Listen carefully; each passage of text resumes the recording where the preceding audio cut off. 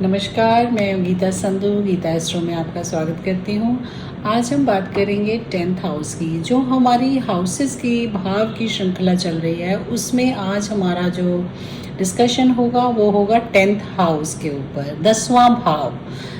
हमारी कुंडली में 12 भाव हैं। हमने अभी तक पिछले 9 हाउसेस के डिस्क्रिप्शन को देखा, पढ़ा, समझा और आज हमारी जर्नी में आता है ये पड़ाव 10वें घर का। 10वां घर जो हमें बहुत ज़्यादा इम्पॉर्टेंट माना जाता है, उस तरीके से हमको देखना पड़ता है बिकॉज हमारा जो बर्थ है उसका एक पर्पस है और उस पर्पस का मेन कनेक्शन 10th हाउस के साथ होता है। क्योंकि जैसे ही एक चाइल्ड बॉर्न होता है, पेरेंट्स को ये आस रहती है, जिज्ञासा होती है और उनकी प्रार्थना होती है कि हमारा बच्चा कुछ अच्छा करे। तो पहला क्वेश्चन होता है ये क्या करेगा बड़ा होकर के।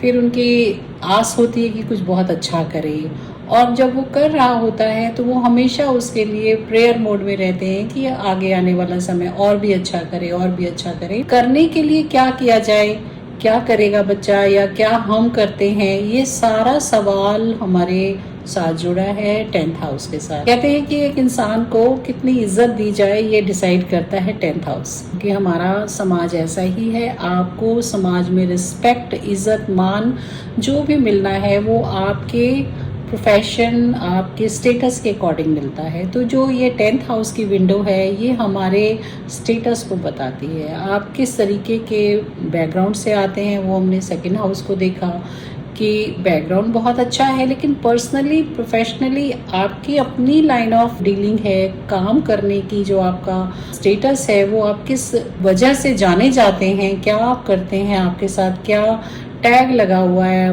प्रोफेशनल्स का है या अपना एंटरप्रेन्योर का है, या आपकी जैसी भी जर्नी में आप 31-32 साल की उम्र तक हर किसी का प्रोफेशन डिसाइड हो जाता है।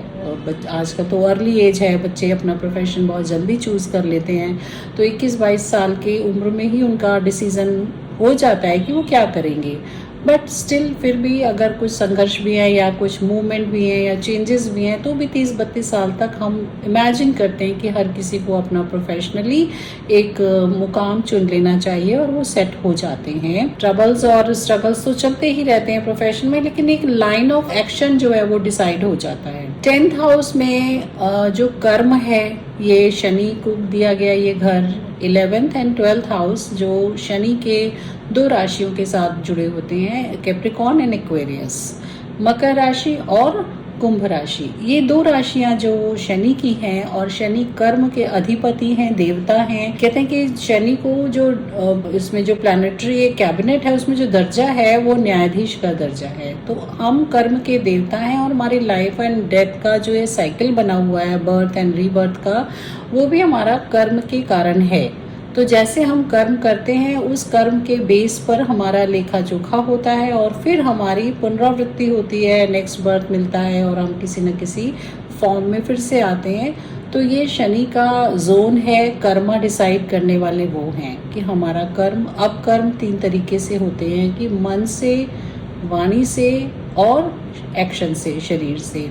तो आप मनसा वाचा कर्मणा तीनों तरीके की स्टेट ऑफ माइंड पर्सन की कैसी है यहाँ से देख सकते हैं। तो ये जो 10th हाउस की विंडो है, यहाँ से आप किसी पर्सन के उसके एवरीडे रूटीन को देख सकते हैं कि वो करता क्या है, किस तरीके के फील्ड में वो क्या काम करते हैं, माइंडसेट कैसा है।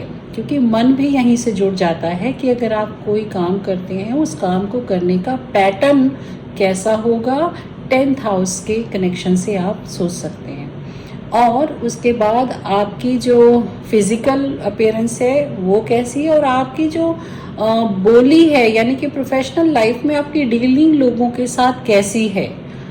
ये प्लैनेट और इनके बैकग्राउंड में जो नक्षत्र हैं वो नक्षत्र भी आपके पूरे व्यवहार, आचरण, आपके बर्ताव को, आपकी प्रोफेशनल थिंकिंग को, इंडिविजुअल थिंकिंग को बताते हैं। तो इस तरीके से ये घर एक बहुत ही ज़्यादा इम्पॉर्टेंट माना जाता है।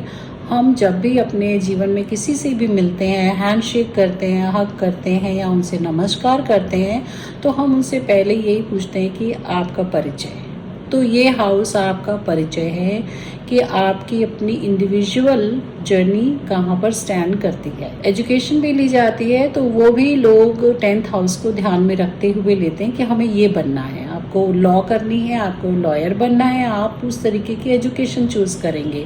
आपको टेक्निकल लाइन में जाना है, आप उस तरीके की एजुकेशन चूज करेंगे। और मैं मानती हूँ कि ये इस समय इतनी अच्छी एक टूल है जिसके माध्यम से हम अपने बच्चों को अपनी मनमर्जी ना थोप करके, जो उनके 10th हाउस के रिलेशन बने हुए हैं 5th हाउस के साथ में, 9th हाउस के साथ में, हम उसके बेस पे उनको प्रोफेशनल गाइडेंस अगर दें तो बहुत ही अच्छा हो। तो अगर करियर काउंसलिंग के लिए आप किसी भी एस्ट्रोलॉजर से कंसल्ट करते हैं कि आपके बच्चों को किस लाइन में भेजना चाहिए, तो I think it could be a very very nice option for us to avoid any uncertainty and changing the patterns job profiles time and again। 10th house में बहुत सारे प्लैनेट्स का बहुत ज़्यादा अच्छी पोजीशन होती है और कुछ प्लैनेट की पोजीशन नहीं भी अच्छी होती। तो क्या कहते हैं ये तारे सितारे, हमारे ग्रह जो हैं वो इस हाउस से कनेक्शन रखने पर क्या किस तरीके का रिजल्ट देते हैं, आइए देखते हैं। किसी प्लैनेट के साथ हम इसको जोड़ते हैं तो भी अच्छा है, और अगर यहाँ पर जो राशि है वो किस घर से संबंध बना रही है उसका भी आपकी लाइफ में बहुत ज़्यादा रोल होगा टू डिसाइड योर करियर। तो अगर यहाँ पर जो राशियाँ हैं उनका भी संबंध है, यहाँ पर जो ग्रह हैं उनका भी संबंध है। हम बात करते हैं सबसे पहले राशियों। फॉर एग्जाम्पल, अगर यहाँ पर एरीज का साइन हो, 10th हाउस में एरीज का साइन हो, तो यहाँ पर आप अपने परिवार में कोई भी नया काम करने वाले होते हैं। वो काम जो आपके फैमिली में, आपके वंश में किसी ने नहीं किया, आप उस तरीके के काम को चुनते हैं, नया काम चुनते हैं और बार बार कुछ ना कुछ नया करते हैं, स्टेबल नहीं रहते। ये आपको हमेशा कुछ ना कुछ नया करने के लिए इंस्पायर करता है। यहाँ पर जो लोग काम करते हैं उनको अपने आप को पेश करना होता है, मतलब कि वो किसी और के थॉट्स को नहीं यहाँ पर ले सकते, इंडिपेंडेंट थिंकिंग के साथ वो काम करते हैं, क्योंकि एरीज है, एरीज आप खुद हैं।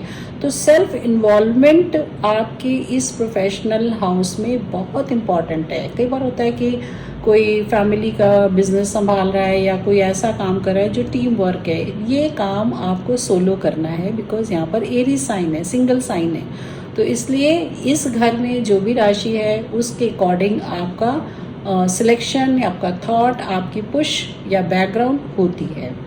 सो एरीज वाले लोग बहुत चैलेंजिंग होते हैं, वो हर काम को एक बड़ी एनर्जी के साथ करते हैं। स्टार्ट तो बहुत एनर्जी के साथ करते हैं, बाकी आगे देखी जाती है कि ये किस तरीके से उसका जो प्लैनेट का किस हाउस के साथ संबंध बन रहा है। लाइक एरीज का जो लॉर्ड है वो मार्स है, वो कहाँ जाकर बैठा है 1st से लेके 12th तक हाउसेस में, जिस भी घर के साथ वो अटैच्ड है वैसी हाउस की एनर्जी उधर आएगी। तो अगर यहाँ पर टॉरस साइन है, तो टॉरस साइन आपके फैमिली बैकग्राउंड को बताता है कि हो सकता है आप अपनी फैमिली से जुड़े हुए कुछ काम कर रहे हो सकता है आपने अपना अगर फैमिली बिजनेस नहीं किया, बैंकिंग से रिलेटेड कोई काम कर रहे हो, फूड से रिलेटेड कोई काम कर रहे हो, आप बहुत अच्छे स्पीकर हो, कोई काम आपका किसी को एड्रेस करने का हो। जैसे कि एक IAS ऑफिसर हैं जो पहले अपनी एडमिनिस्ट्रेशन में आए, लेकिन उनको बोलना बहुत अच्छा आता है और बहुत मोटिवेटर हैं वो अच्छे, उनका मून बहुत अच्छी प्लेस पर है। तो इस वजह से उन्होंने इस फील्ड को छोड़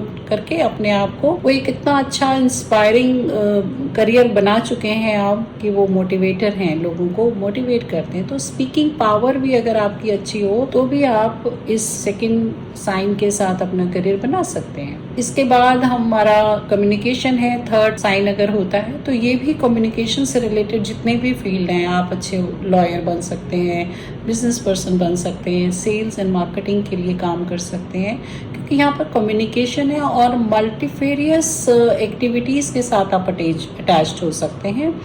मीडिया से, सोशल लाइफ के साथ में आपको मार्केटिंग, टीचिंग, बहुत सारे ऐसे प्रोफाइल हैं जो जेमिनी साइन के साथ अटैच होते हैं। 3rd नंबर जेमिनी साइन का है और जेमिनी जो है बहुत बबली, बहुत विटी, ब्रिलियंट साइन है।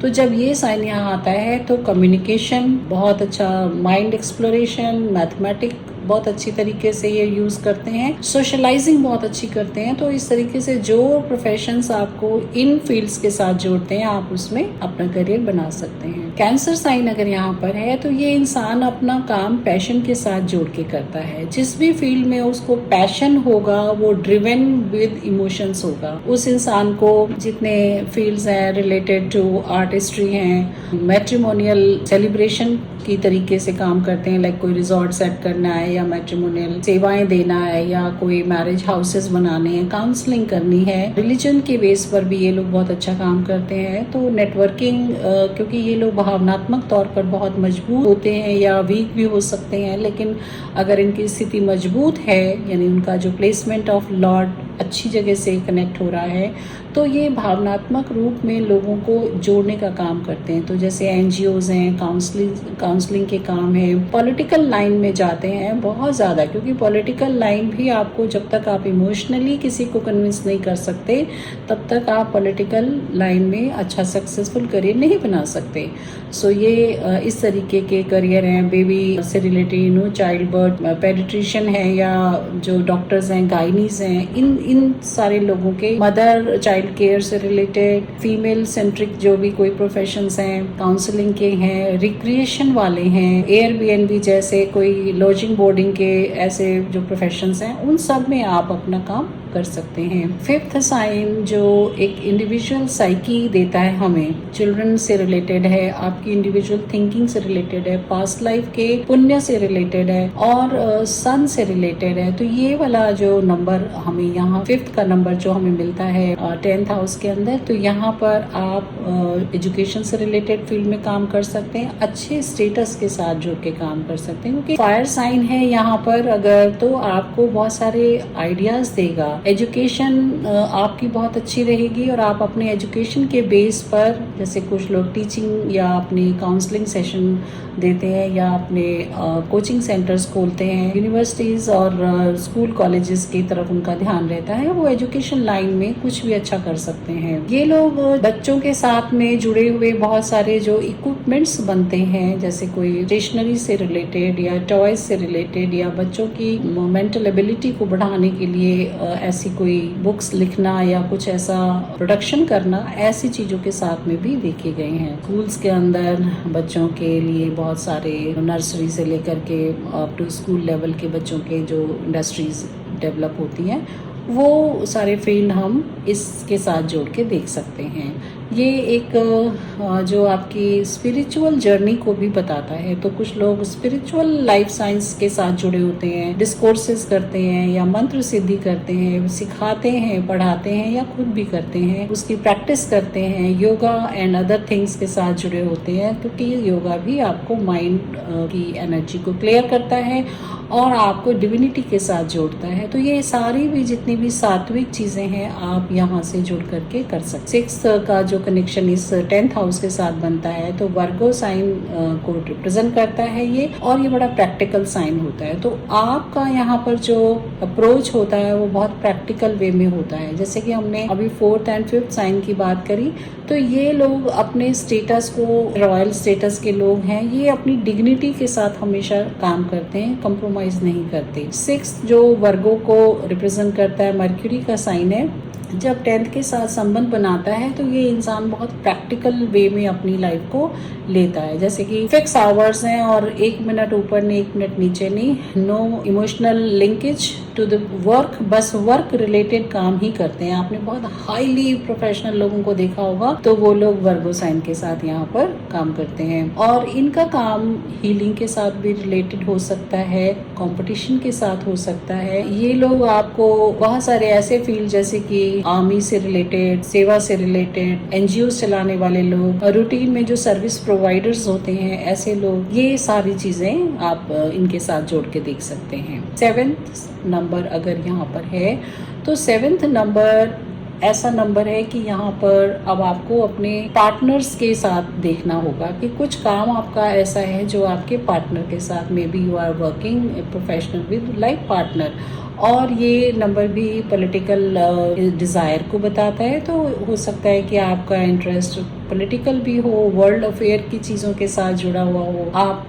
स्पोर्ट्स में बहुत अच्छा कर सकते हैं, क्योंकि ये साइन है, लिब्रा साइन है, ये बहुत सारे ऐसे लीग्स के साथ टाई अप कराता है जो लोग ऐसी एक्टिविटीज़ को प्रमोट कराते हैं जहाँ पर जैसे मैचेस खेलते हैं। तो इस तरीके के बैलेंसिंग एक्टिविटीज़ के और टाई अप कराना, ट्रीटीज कराना बड़े बड़े लोगों के बीच में, ऐसे एम्बेसडर हो सकते हैं। जो भी कुछ करते हैं उसमें क्रिएटिविटी का जरूर एक टिंज होगा, क्योंकि लिब्रा बहुत क्रिएटिव है। फैशन से रिलेटेड बहुत सारे काम हो सकते हैं, रिटेलिंग से रिलेटेड काम हो सकते हैं। लिब्रा का जो एनवायरनमेंट है वो वीनस के साथ कनेक्ट होता है, तो जो भी ये काम करते हैं उसमें एक डिसेंसी, एक सोफिस्टिकेसी और एक बहुत ही ज्यादा क्रिएटिविटी का एनवायरनमेंट होगा। पब्लिक अपील के साथ ही ये लोग काम करते हैं। पॉसिबल है कि लॉयर, जजेस, ये लोग भी इस फील्ड से रिलेटेड हों। हीलिंग से रिलेटेड हो सकते हैं, तो ये सारे फैशन इंडस्ट्री वाले भी इसमें आते हैं। बुटीक्स हैं, ब्यूटी केयर से रिलेटेड जो भी फील्ड हैं वो भी इसमें आते हैं। जो साइंटिफिक टूल्स बनाने वाली इंडस्ट्रीज हैं वो भी इसी में आती हैं। तो ऐसे बहुत बड़े स्कोप होते हैं कि आप किसी भी फील्ड के साथ में अपने कनेक्शन जोड़ सकते हैं। 8 साइन अगर इसमें 10th के साथ अटैच्ड होता है तो यहाँ पर अकल्ट की प्रेजेंस होती है। 8th का कनेक्शन 10th के साथ में आपको छिपी हुई गूढ़ विद्याओं, मिस्टिकल एनर्जी के साथ अटैच करता है।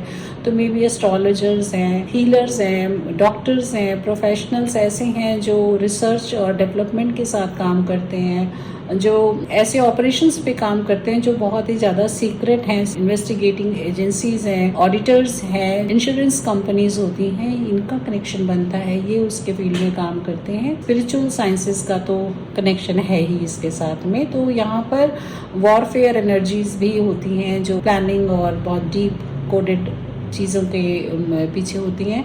तो ये सारी चीज़ें इस 8th हाउस की एनर्जी के साथ जुड़ती हैं। अगर 7th, जो अभी हमने बात की, 7th का कनेक्शन आपका 10th के साथ होता है, तो मोस्ट लाइकली कि आपका जो पार्टनर है वो आपके इस फील्ड को कंट्रोल करता हो या आप उनको आगे रखकर काम करते हो। और इसी तरीके से जिस भाव से जो आपका रिलेशन जुड़ता है वो लोग भी आपको सपोर्ट कर सकते हैं। फॉर एग्जाम्पल अगर जेमिनाई है तो हो सकता है आपका कोई कलीग, कोई फ्रेंड या ब्रदर आपको सपोर्ट करता हो। 4th हाउस में हो सकता है आपको अपनी मदर से गाइडेंस मिलता हो, या कोई लेडी जो मदरली फीलिंग रखती हैं उनके साथ आपको कोई गाइडेंस मिलता हो। 5th में आपको आपके जो पास्ट बर्थ की पुण्य आपने कमाए हैं वो सारी की सारी एनर्जीज आपको यहाँ पर मिल रही हैं, और आपके ग्रैंडफादर आपको असिस्ट कर सकते हैं, गाइड कर सकते हैं, इंस्पायर कर सकते हैं। और 6 में आपको आपके जो वर्कर्स हैं, को वर्कर्स हैं, उनकी एनर्जी आपको बहुत ज़्यादा सपोर्ट करती है। तो इस तरीके से हम एक जीवंत फॉर्म में भी देखते हैं कि कौन से लोग आपको आपके काम में हेल्प करने आ रहे हैं। 9th हाउस में, जैसे 8th हाउस में हमने बात की कि कुछ गूढ़ विद्याएं या कुछ गूढ़ शक्तियां जो अनसीन फोर्सेस हैं वो आपको आपके काम में मदद कर रही होती हैं। आप कहीं फंस जाते हो और अचानक से आपका काम हो जाता है, आप कहते हो कि पता नहीं किसने मुझे मदद की, लेकिन किसी अनसीन पावर ने जरूर मुझे पुश किया। तो ऐसी फीलिंग आपको हमेशा आती रहेगी। 9th हाउस धर्म का है, सत्य का है, निष्ठा का है, तो ये आपकी मोरालिटी का हाउस है।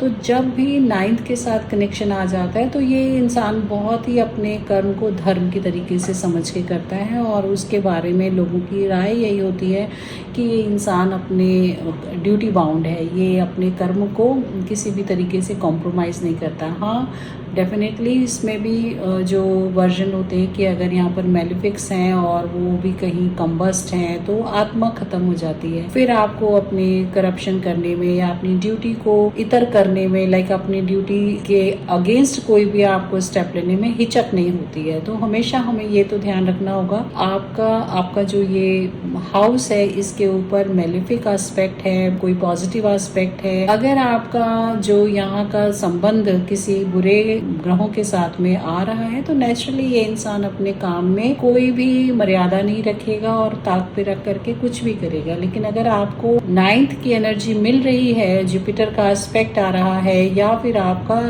9th लॉर्ड के साथ संबंध बना रहा है, तो हमेशा ही ये इंसान ईश्वर से डरता है, अपने कर्म में सिद्धांतों का पालन करता है। ये सिद्धांत उसकी मोरालिटी बेस्ड होते हैं और उसी के बदौलत उसका जो स्टेटस है, उसका जो नाम है लोगों के बीच में, वो बहुत ही इज्जत मान के साथ लिया जाता है। तो ये जो घर इज्जत देने का है, ये आपको वाकई इज्जत दिलाता है कि ये इंसान तो अपने सिद्धांतों का, उसूलों का पक्का है, इसके साथ बात करना बेकार है अगर आप उसको किसी भी तरीके से ब्राइब करना चाहो। इसी तरीके से अगर 10th लॉर्ड 10th में होता है तो 10th लॉर्ड शनि के प्रभाव में है, क्योंकि एनवायरनमेंट उनका है शनि का, तो अपने जो भी उनका कर्म है उसमें उनकी निष्ठा होती है और बहुत ज़्यादा हार्ड वर्किंग हो सकते हैं। और 10th में उनका जो एक मन होता है कि मैं अपने इस काम को इतने उससे करूं ताकि मेरे परिवार का नाम ऊंचा हो।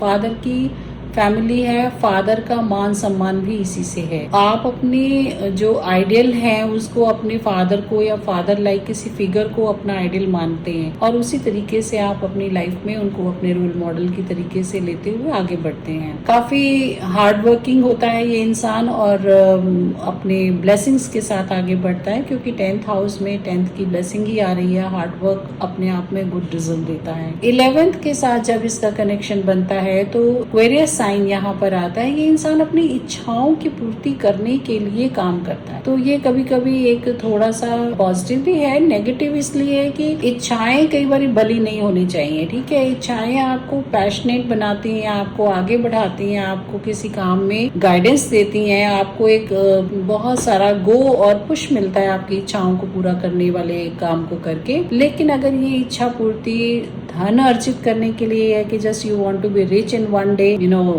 जितने भी आपके एसोसिएट्स हैं या प्रिंसिपल्स हैं उनको कॉम्प्रोमाइज करते हुए आप डील कर रहे हैं इस तरीके से, तो खुद भी आप कहीं ना कहीं बाध्य होते हैं निराशा से और कहीं ना कहीं आपको उसका सेटबैक लेने को मिलता है। बिकॉज इसको अगर हम देखें कि कुंडली में हमारे जो राष्ट्रक भाव हैं उसको काफी ज्यादा बुरा माना गया है कि जो 11th हाउस है ये हमारे भावों में एक बड़ा ही इम्पोर्टेंट भाव है, क्योंकि ये इच्छाएं ही हैं हमारी जो हमें या तो राइज देती हैं या फॉल देती हैं। हमें समझना चाहिए कि इच्छाओं का कंट्रोलर हम खुद होने चाहिए, ना कि इच्छाएं हमें आगे रख के खुद चले। तो ये कॉम्प्रोमाइज नहीं होना चाहिए कि आप अपनी इच्छाओं को बहुत बलवती होने दें। आप बड़े अपने मर्यादा के साथ में और अपनी जो कॉन्शियसनेस है उसको ऊपर रख करके काम करेंगे तो बढ़िया रहेगा। 12th हाउस की जो एनर्जी है वो एक सुप्रीम हाउस है जहाँ पर हमारी इच्छाएं ही खत्म हो जाती हैं। हमें पता है, हमने जाना है, लेकिन यहाँ पर कहते हैं कि लॉसेस का घर है। लॉसेस का इसलिए कहते हैं क्योंकि यहाँ पर आकर के सब चीजें खत्म होने लगती हैं अपने आप से। अगर देखा जाए तो ये एक डिवाइन ग्रेस का हाउस है, यहाँ पर ईश्वर वास करते हैं। और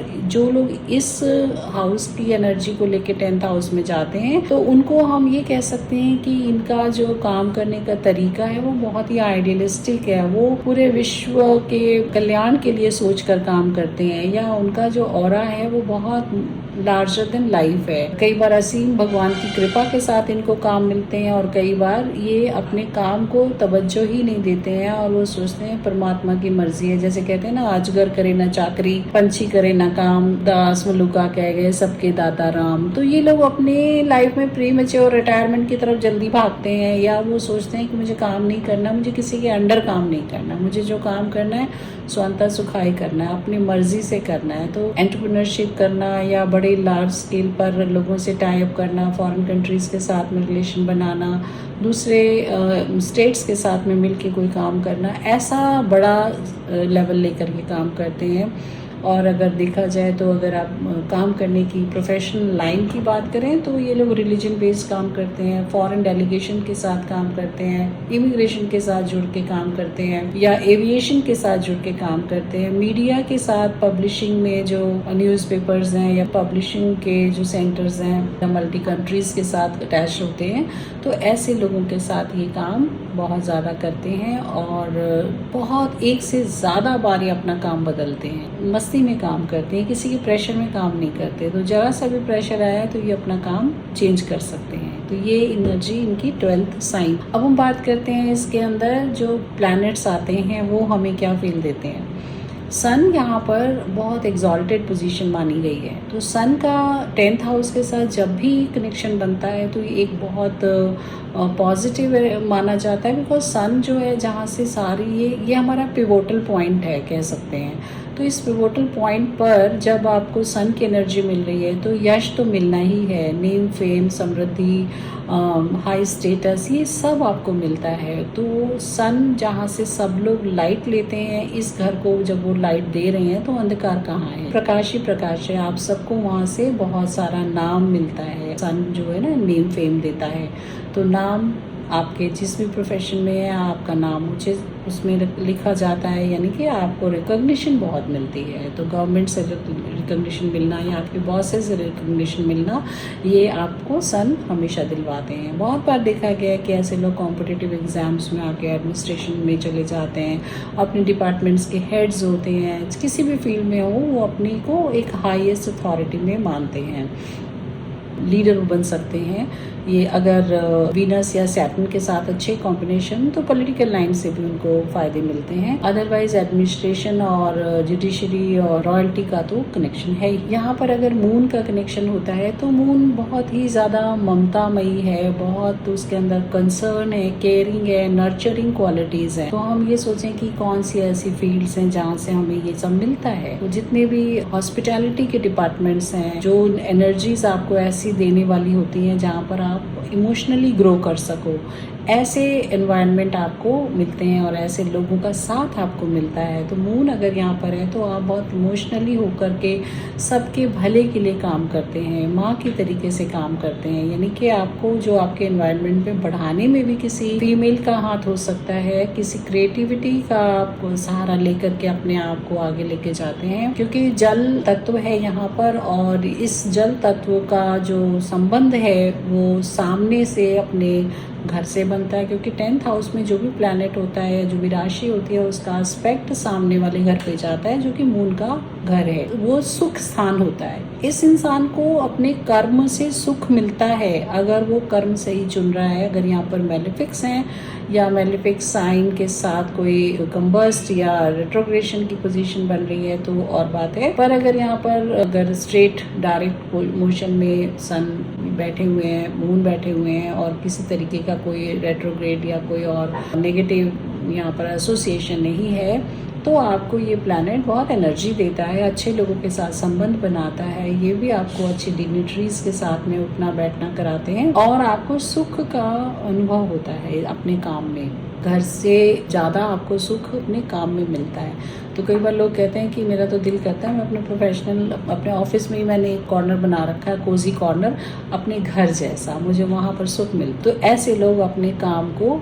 अच्छा समझ करके वहाँ पर सुख का अनुभव करते हैं और उनको एनवायरनमेंट को घर की तरीके से सजाते। मार्स यहाँ पर होते हैं तो मार्स तो देखिए एक ऐसी एनर्जी का प्लैनेट है जहाँ पर हमेशा एनर्जी चार्ज फॉर्म में रहती है। अगर आपका मार्स अच्छी डिग्निटी में है, नो एस्पेक्ट नेगेटिव इम्पैक्ट, तो ये मार्स हमेशा काम करने के लिए तैयार रहता है। और जैसे कि एक योद्धा है, युद्ध में लड़ने वाला पर्सन है, तो इन लोगों को कोई ना कोई अथॉरिटी से रिलेटेड काम मिलता है। May be they are force, police force, military, doctors हो सकते हैं। तो जहाँ पर उनको अपने जो भी हुनर है, मार्स एक हुनर देता है इंटरनली, आपको कोई टैलेंट आपके अंदर है और बहुत एनर्जी के साथ आप उस टैलेंट को प्रैक्टिस कर पाते हैं। सो ये मार्स आपको अंदर से एक जो एनर्जी दे रहा है उस काम को, जैसे कि डॉक्टर्स हैं, डॉक्टर के लिए बहुत सारी एनर्जी चाहिए होती है, घंटों उनका ऑपरेशन करना है या जो भी उनको उनकी लाइफ है भाग दौड़ वाली, वो उसमें पूरे अपनी एनर्जी के साथ सक्सेसफुल होते हैं। तो मार्स भी यहाँ पर दिशा बल है, उसको सन एक्सॉल्टेड है, यहाँ पर मार्स को दिशा बल है, तो उससे ये मार्स अपने परफॉर्मेंस में बहुत अच्छी एनर्जी के साथ काम करते हैं। मर्क्यूरी बहुत ही इंटेलिजेंट है, आपके ब्रेन को हमेशा एक्टिव होना चाहिए और स्पॉन्टेनिटी होती है मर्क्यूरी के अंदर। जब ये 10th के साथ होते हैं, सैटर्न उनके फ्रेंडली रिलेशन में होते हैं, तो यहाँ पर एक हार्डवर्क और बहुत प्रॉम्प्ट तरीके से इंसान काम करता है। उसको more than one wage technique होती है काम करने की, कि ये काम को ऐसे भी किया जा सकता है, ऐसे भी किया सकता है। दे हैव गुड कम्युनिकेशन, और तो लोगों के साथ काम करना, टाई अप करना, ट्रीटीज करना या उनके साथ एक नए सिरे से काम शुरू करना, करना और काम को एक्सपैंड करना, क्योंकि मल्टीप्लिसिटी है तो मोर देन वन ब्रांच या मोर देन वन ऑक्यूपेशन, इस तरीके से ये आपको बहुत अच्छा रिजल्ट देता है। मैथमेटिक अच्छा है, ऑर्गेनाइजेशन अच्छा है इनका, they are very good orator. तो यही सारी चीज़ें होती हैं जो आपको सक्सेसफुल बनाती हैं। यहाँ पर जुपिटर का कैसा रिजल्ट होता है। जुपिटर एक ऐसे प्लैनेट हैं जो कि अपनी जगह पर बैठते हैं और उस जगह की होराइजन को बढ़ा देते हैं। बट अगेन ये जुपिटर का जो नेचर है वो अपने आप को बहुत डिग्निफाइड वे में रखना है। ये शनि का घर है तो दोनों न्यूट्रल हैं एक दूसरे के लिए। सैटर्न की एनर्जी होते हुए भी जुपिटर अपने आप को यहाँ पर अपने कॉम्प्रोमाइजेज नहीं करते हैं अगर यहाँ पर साइन अच्छा हो, क्योंकि अगर अच्छे फायरी साइन में जुपिटर होते हैं तो वो हमेशा ही अच्छा काम करते हैं और इमोरल चीज़ों के बिल्कुल अगेंस्ट होते हैं, क्योंकि जुपिटर सैटर्न के उसमें आकर के नीच के हो जाते हैं और नीच के हो जाने पर अगर उनका डिग्निफाइड वे किसी और राहु के साथ और या सैटर्न के साथ खुद भी है तो ये एक ऐसा कॉम्बिनेशन बनता है कि then they compromise a bit. But अगर वो शनि के अच्छे तरीके से प्लेस्ड हैं तो शनि उनको अपने सिद्धांतों पर कर्मबद्ध कर देता है और वचनबद्ध कर देता है, कर्मबद्ध कर देता है। तो ये भी अपने को बहुत अच्छी डिग्निटी में रख करके they don't work for money, they work for the sense of work, not for the money. आपको प्रॉफिट हो ना हो, आप काम करके दिखाना चाहते हैं कि ये काम ऐसे होता है। तो ये लोग अपनी पर्सनल इच्छाओं के लिए काम नहीं करते, ये लोग एक लार्जर इंटरेस्ट के लिए काम करते हैं, क्योंकि जुपिटर लॉ मेकर है और लॉ इन्फोर्समेंट शनि की है।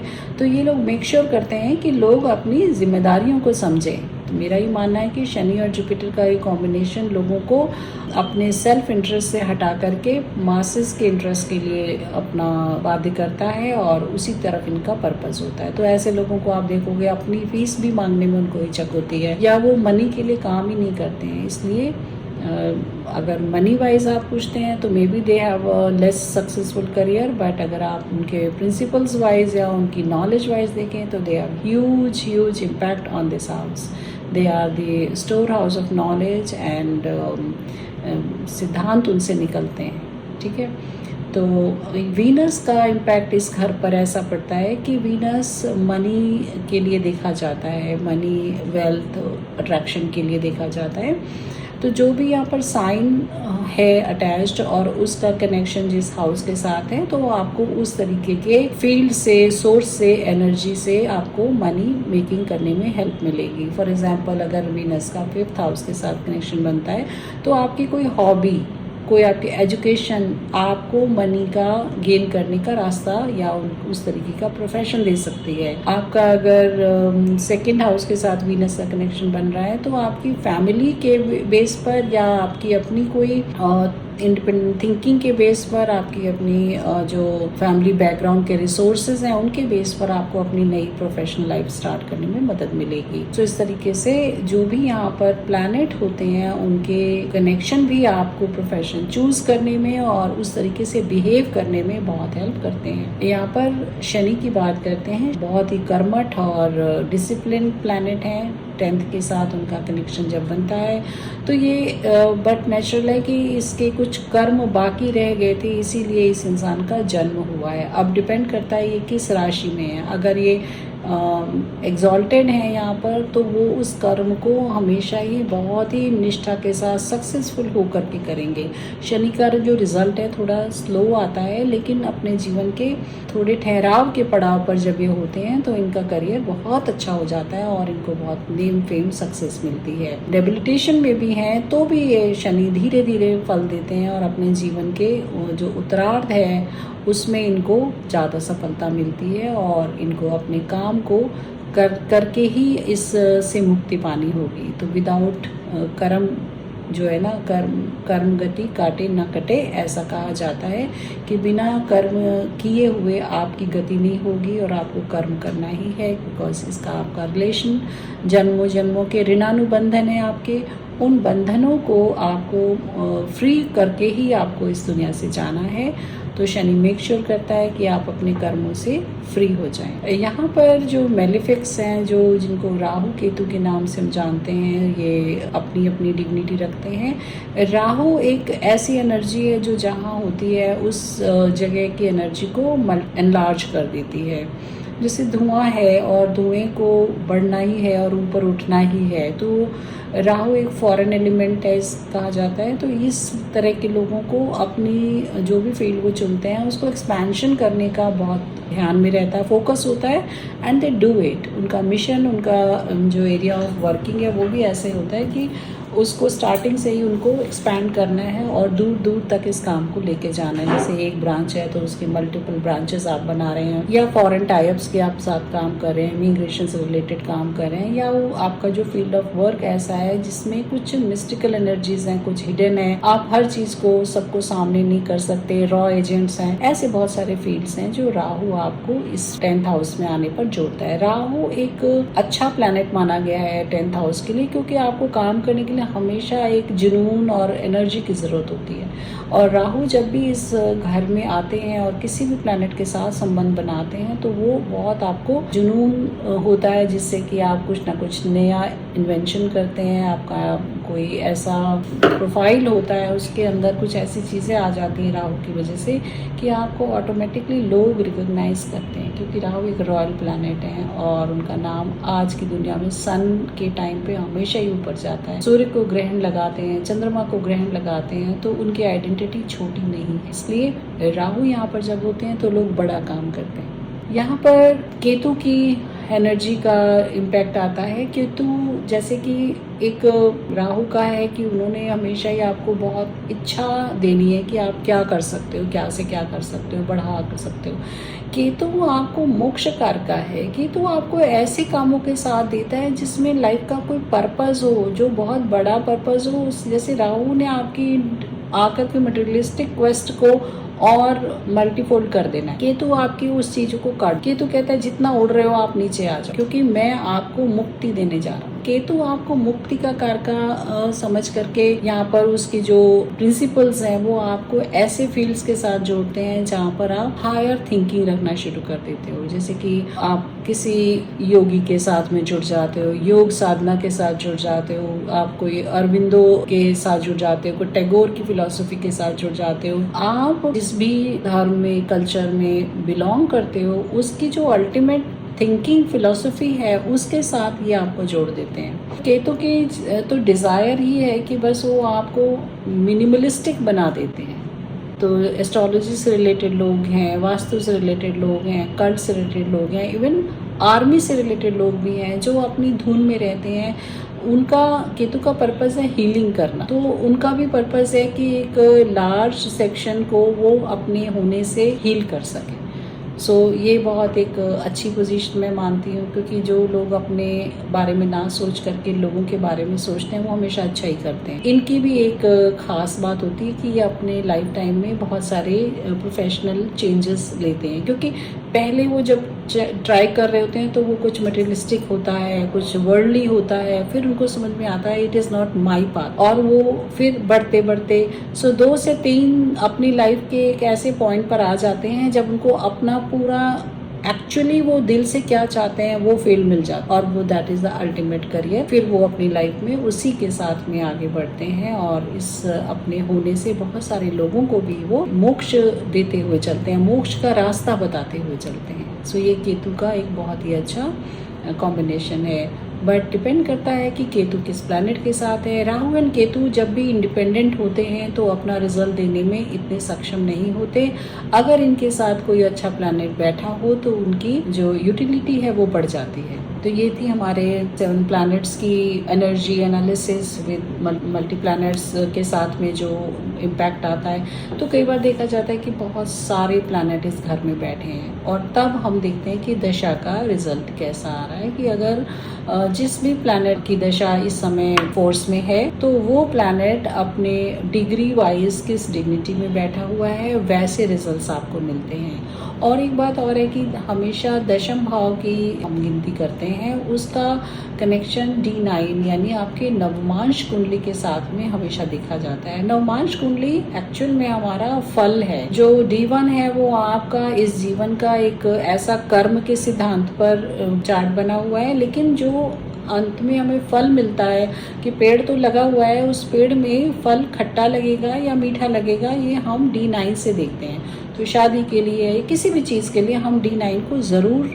अपना कंसिडरेशन में लेते हैं। सो D9 में 10वें घर की स्थिति क्या है, लगन की स्थिति क्या है, ये भी ज़रूर अंडर कंसिडरेशन रखना होगा, क्योंकि उसके बगैर हम किसी भी नतीजे पे नहीं पहुंच सकते हैं कि इस इंसान की डेस्टिनी ये होने वाली है रिलेटेड टू। और इसके अलावा फिर हम D10 चार्ट को भी देखते हैं। अगर आपने 10वें घर को देखा है और आपके पास कोई क्वेरी है, वो है कि ये इंसान का प्रोफेशन लाइफ क्या होगा, तो हम अभी जो देख रहे हैं मे बी इसको स्ट्रेंथ मिलेगी जब हम 10th हाउस को D10 चार्ट जो प्रोफेशनल चार्ट ही है उसको देखते हैं। तो उसके अकॉर्डिंग आप बिल्कुल क्लैरिटी के साथ में इस नतीजे पे पहुंच सकते हैं कि इस पर्सन का प्रोफेशनल लाइफ क्या होगा।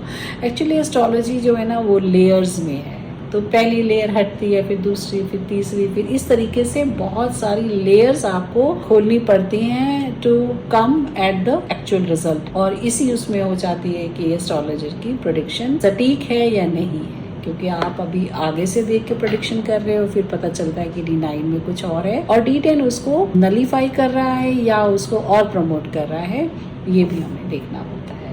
तो D9 is most important. D10 उसको स्ट्रेंथ देने वाला एक फाइनली हम उससे ड्रॉ करते हैं कि क्या एक्चुअल में प्रेडिक्शन होनी चाहिए।